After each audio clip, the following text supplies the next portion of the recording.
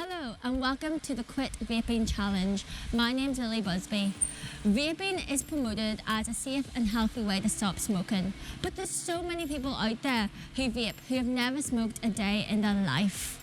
There's so much research on the different ways to stop smoking, but what are the ways you can stop vaping? Well, this is why I've decided to do this experiment with OFFSHOOT TV. Let's find out.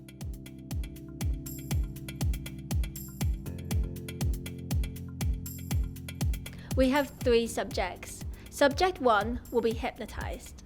Subject 2 will be using a breathing necklace, which will act as a substitute to a vape. And Subject 3 will use the NHS Quit Smoking app.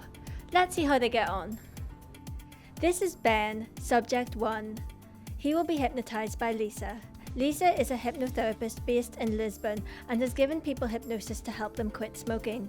This is what happened when she applied it to someone who wants to stop vaping. Ben, it's lovely to see you today, and I'm excited that you're here to stop vaping once and for all today.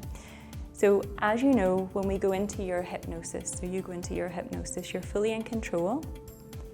All you're doing is going into a nice focused state of relaxation, and all you have to do is follow the sound of my voice. You can move or make any adjustments that you need to as we go through this session, and you'll be able to talk to me or interact with me as and when. And we'll just go in and out, nice like a little lull. So hypnosis is a natural state that we all go into every day.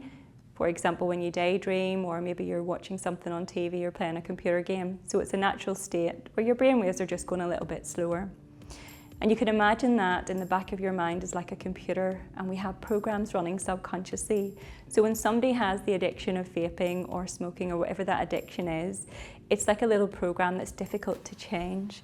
So by utilising hypnosis, that person is enabled to go in and actually upgrade those programs so that they can get rid of the ones that don't serve them and put in the ones that really do serve them to move forward, and in Ben's case, to live a healthy and happy and active life. It was a bit confusing at first, but it was relaxing. It's weird to describe. It's like really relaxed, but like a different kind of relaxing. It's kind of like you're awake while asleep, if you get me. I don't imagine myself vaping in the future. It's done. I would say, yeah, it's done. Definitely do try it yourself first, and if not, then always try and seek out help with it. I'd like to introduce you to our second subject, Jamie, who has been using the breathing necklace for the past month. A breathing necklace is a whistle-like object that Jamie wears around his neck. When he feels cravings, the idea is that by engaging in mindful breathing, this will help alleviate anxiety and promote a sense of calm. This method should steer him away from using the vape as a coping mechanism under stress. Jamie has been updating us throughout. Have a look at how he did. Today was pretty much the same. I've been doing a lot of university work, I've been doing a lot of paperwork, pretty high stress environment. I had the necklace with me all day today. I've put one on my car keys, and then I've got one that I keep in my pocket as well, so there's always one with me. I used it a fair bit in work, even just sort of passively, sort of breathing through it, not really actively doing a lot of the breathing exercises, just to have that mouthfeel. It was more of a calming measure than sort of an active bid to sort of stop any cravings. The last sort of 2 weeks have been very good. It's starting to get easy now.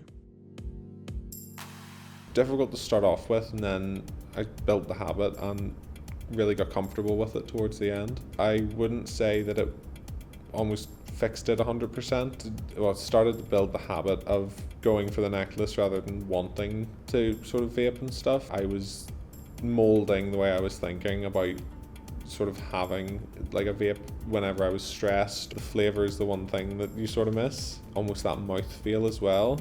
So I feel like this was a really good starting point, and I would like to try and carry that through, but maybe with something that's a little bit more sort of in depth in terms of the experience of using it. Deciding and following through with quitting are 2 completely different things. I think that changing your attitude is probably one of the biggest factors, and following through with that and just knowing that you can do it and you have the ability to sort of change your habits and the way you do things. And yeah, I think anybody can if they want to. The final subject, Conor, was using the NHS Quit Smoking app.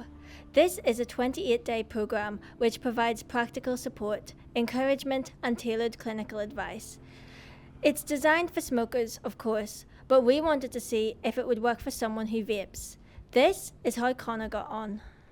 Hi, this is the beginning of day 4. I'm just discussing day 3, which is past there. I was out last night with friends, so it was a bit more challenging not to use it. I did avoid it entirely, aside from actually going out. Even then, it was still weighing down from what it usually was substantially. It's going quite positive, but I definitely realised in conjunction with alcohol, it's very difficult to not use it.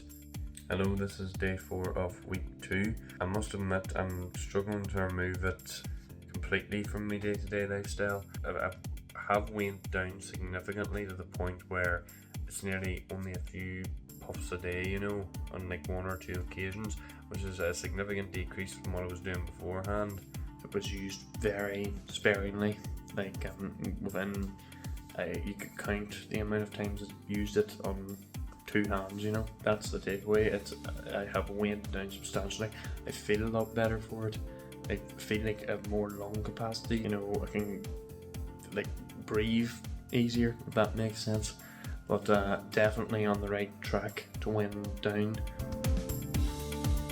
I found it rather easy at first, to be honest. It was rather straightforward. I was able to cut them out. I got past the 3-day mark initially, and that's what people always say is the hardest hurdle to overcome. But then around day 5 or 6, I did find it tricky. Then again, I did like get urges and all that there, and then you have ones asking you, you know, do you want a puff of this, do you want a puff of that and all that, and it's very difficult to fight that, you know. But I did give in at the end of the week, but then I tried to be like, oh, that's okay, you know, it was one wee mistake, I'll push on through that. Then I got through week 2, week 3, and the same sort of rinse and repeat cycle kind of happened, and it was very hard to cut it out completely. So I tried to like nearly say to myself, oh, I'll use it on such and such occasion, I'll like use it on a Saturday night or use it on a Wednesday night, say, and the odd time we were out then. That tended to work for me. I would say that NHS Quit Smoking app is actually very good for someone that is really, really dedicated from the get-go. If they got a health scare or anything like that, I would definitely recommend it, you know, because it does have a lot of methods and all that you can implement very easily in day to day that does help you weighing it down. Like, it did work in terms of that for myself. Like, I did find myself like using some of the methods from the app and all that there. Was like anytime you took the urge to try and go and do something else, you know, or that there, like it went far more in detail on the app itself. So that brings us to a conclusion. What have we learned? Well, it's been a month since Jamie and Conor participated in the experiment. Jamie, who used the breathing necklace, found that it did help to some extent. It did reduce the amount of times that he vaped, but it didn't stop it completely. And he actually said he would invest in getting maybe a more expensive brand that would include the mist and also the flavour. For Conor, who used the app, it didn't work completely. It's reduced the amount of times he's vaped, but it didn't stop it. For Ben, finally, well, have a look at how he did. So it's been 2 weeks since the hypnotism. I'm feeling pretty good. I don't think it worked as we wanted it to. I think the original idea was to make me sick at the thought of vaping, but now it's more like I could just take it or leave it. I know I won't be vaping anymore from now on as well. So for Ben, the experiment worked. It shows the power that hypnosis can have. For researchers in the future, that's something people could look into. And if you're struggling with addictions to vaping or anything else, just remember that there's help out there and there's hope for everyone. So good luck on your journey, and thank you for watching.